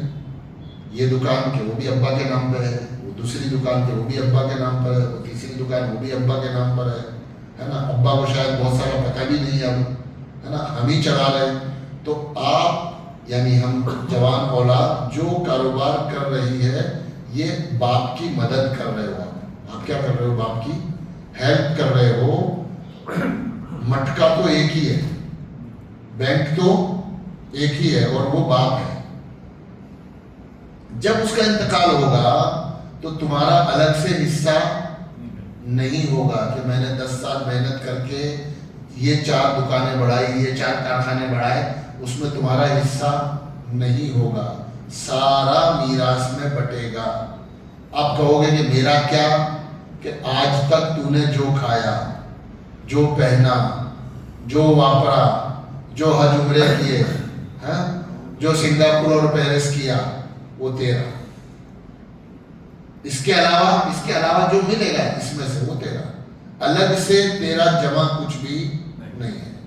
اس لیے جمع، اب آدمی کی چاہت تو ہوتی ہے کہ میرے پاس بھی جمع ہونا چاہیے. میں 40 سال کا ہو گیا، میں 35 سال کا ہو گیا، میں 45 سال کا ہو گیا، میرے پاس میرا جمع تو کچھ بھی نہیں ہے، میں نے تو بہت محنت کی ہے. تو باپوں کو چاہیے، یہ مشورہ ہم دیتے ہیں، شریعت یہ مشورہ دیتی ہے کہ بھئی جو آدمی آپ کے ساتھ کام کر رہا ہے اس کی حیثیت طے کرو آپ کہ وہ شیئر ہولڈر ہے یا آپ کا ملازم ہے. وہ شیئر ہولڈر ہے یا وہ آپ کا ملازم ہے. تو آپ اس کو اس طرح سے تنخواہ دے کر کے اس کا گھر بھرو یا اس کا شیئر ڈال دو کہ بھئی یہ جو دکان ہے اس میں ہم 4 کا شیئر ہے، تم 2 بیٹوں کے 2 شیئر ہیں، میرا 1 شیئر ہے. تو وہ جو شیئر ان کا بڑھ جائے گا تو وہ ان کی پراپرٹی گنائے گی. پھر جو بٹے گا وہ 1/3 بٹے گا یا آدھا بٹے گا. جو میرا ہے وہ بٹے گا اور جو اولاد کا ہے وہ اولاد کے حصے میں چلا جائے گا. تو اولاد کو ان کا اپنا محنت کا بھی حصہ ملے گا اور باپ کی میراث میں سے بھی ان کو حصہ ملے گا. ایسا ہم کرتے نہیں ہیں. پھر جب میراث بانٹنے کی بات آتی ہے تو مفتی صاحب کہتے ہیں یہ والا مسئلہ. پھر یہ اولاد ہمیں گالیاں دیتی ہے، ایسا کیسا ہو گئے مفتی صاحب نے ایسا کیسے جواب دیا، ایسا کیسے ہو گئے. ایسا ہی ہے، آپ نے صحیح نہیں کیا، آپ کو پہلے سے اس کو صحیح کرنا تھا. آپ نے غلط طریقے سے کام کیا. شریعت کا ضابطہ اس شکل میں یہی ہے. اس لیے باپوں کو چاہیے کہ وہ اپنی اولادوں کو یا پارٹنر بنائیں یا اچھی خاصی تنخواہ دے کر ان کو ان کے حصے کا پیسہ جمع کرنے کا موقع دیں. تو یہ چیز ذہن میں رکھنے کی ہے. ٹھیک ہے. اللہ تعالیٰ اس علم کو جو ہم نے سیکھا، ہم نے مذاکرہ کیا ہے نا، یہ ضروری علم ہے، اس کی ہم اشاعت کریں، اس پر ہم عمل کریں، لوگوں کو آمادہ کریں، ہے نا. جیسے بہت ساری چیزوں کا ہم مذاکرہ کرتے ہیں، ایسے اس علمی چیز کا بھی اپنے گھروں میں، اپنے معاشرے میں، اپنی بیٹھکوں پر اس کا مذاکرہ کریں، اس کو ہم بار بار بار بار سنیں، یہاں تک کہ یہ چیزیں جو ہے ہمارے دل و دماغ میں کیا ہو جائے، محفوظ ہو جائے اور ہم اس پر عمل کرنے والے بنیں. مسئلہ پوچھنا ہے، ہسبینڈ وائف ہیں، اولاد بھی نہیں ہے، ماں باپ بھی گزر ہیں، اولاد بھی نہیں ہے، تو ایسے ٹائم پہ اگر ہسبینڈ گزر جائے تو وائف کو 25% ملے گا. ماں باپ بھی نہیں ہے اور اولاد بھی نہیں ہے. ہاں، تو ہسبینڈ گزر گیا تو وائف کو 25% ملے گا. وائف گزر گئی تو ہسبینڈ کو کتنا ملے گا؟ ہسبینڈ کے دو حصے ہیں، 25% اور 50%. عورت کے دو حصے ہیں، 12.5% یا 25%. ہسبینڈ کے بھی دو ہی حصے ہیں، 25% یا 50% عورت کی پراپرٹی میں سے. پر جو مثال آپ دے رہے ہو اس مثال میں تو بچے ہوئے آدمی کو پورا مل جائے گا، جب کوئی ہے ہی نہیں تیسرا لائن میں لینے کے لیے. اس میں ایسا کر سکتے ہیں نا، ہسبینڈ اگر ساری پراپرٹی وائف کو دے دے، وائف گزر گیا تو سارا اس کے پاس آ جائے گا. یہ تو خالی 25% جائے گا، باقی 75% دوسری جگہ چلا جائے گا نا. آپ کہہ رہے ہو نا کوئی ہے ہی نہیں. کوئی ہے ہی نہیں. تو میں ایسا کہتا ہوں کہ ہسبینڈ ساری پراپرٹی اگر وائف کے نام لکھ دے رہے، اگر وائف گزرتی تو ہسبینڈ کے پاس سارا کے سارا واپس آ جائے گا.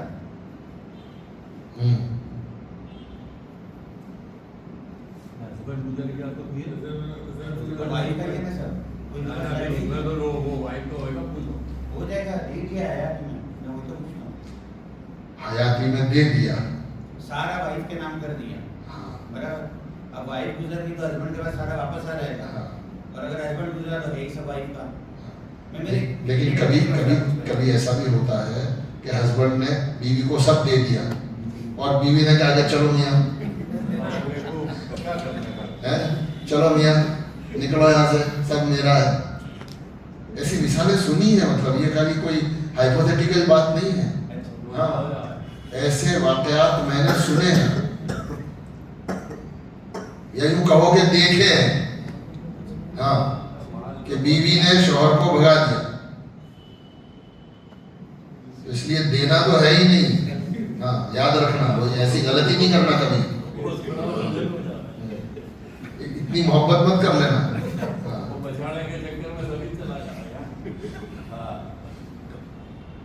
یہ کشمیر میں اور میگھالیہ وغیرہ میں جو ہے نا، وہاں آدمی زمین نہیں خرید سکتا. تو اب کسی نے کشمیر کی لڑکی سے شادی کی، یا یہ یو پی بہار والے میگھالیہ جاتے ہیں، 7 سسٹرز، وہاں سب جگہ یہی قانون ہے کہ وہاں پراپرٹی نہیں لے سکتے. اب ایک آدمی بہار سے وہاں گیا ہے نا، کمایا، کوئی لڑکی پسند آ گئی، وہاں شادی کر لی، ٹھیک ہے. اب جو بھی خریدے گا وہ اپنی بیوی کے نام پہ خریدتا رہے گا. مکان بیوی کے نام پہ، دکان بیوی کے نام پر، ہے نا، کارخانہ بیوی کے نام پر. تو میں نے وہیں کے 2 واقعات دیکھے ہیں. جب ہم جماعت میں گئے تھے تب وہاں لوگوں نے بتایا کہ یہ چاچا کو ان کی بیوی بچوں نے نکال دیا ہے. اچھا بھلا کمانے والا آدمی تھا، بہار سے بیچارہ وہاں گیا، وہاں کمایا، زمینیں خریدی، کارخانے بنائے، سب کرا، اور بیوی بچوں نے 55-60 سال کی عمر میں روانہ کر دیا کہ جاؤ، تمہارا کچھ نہیں ہے. تو یہ ایسی جگہوں پر عام طور پر اس قسم کے واقعات ہوتے ہیں، کیونکہ آدمی مجبور ہے پہلے سے ہی کہ میں پراپرٹی لے ہی نہیں سکتا میرے نام پہ، اس لیے ایسی غلطی نہ کریں. چلیے، سبحان اللہ وبحمدہ، سبحانک اللہم وبحمدک، نشہد ان لا الہ الا انت، نستغفرک ونتوب الیک. سبحان ربک رب العزة عما یصفون، وسلام علی المرسلین، والحمد للہ.